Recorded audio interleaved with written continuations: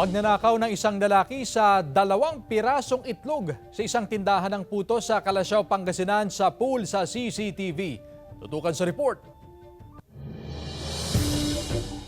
Sa CCTV camera, makikita ang isang babaeng nag-deliver ng isang tray ng itlog sa tindahan ng puto sa Barangay Nalsian, Calasiao, Pangasinan. Maya-maya pa, makikita ang pagdating ng isang lalaking nakabisikleta sa tindahan. Ang kaka-deliver pa lang na isang tray ng itlog na pag-interesan ng lalaki. Huli sa akto ang pasimpleng pagkuha niya sa itlog mula sa tray habang abala ang isang tauhan ng tindahan. Ibinulsa ng lalaki ang itlog.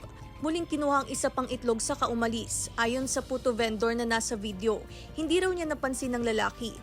Nagbibilao po ako noon, tas yung mga kasama ko, may mga customer din po sila.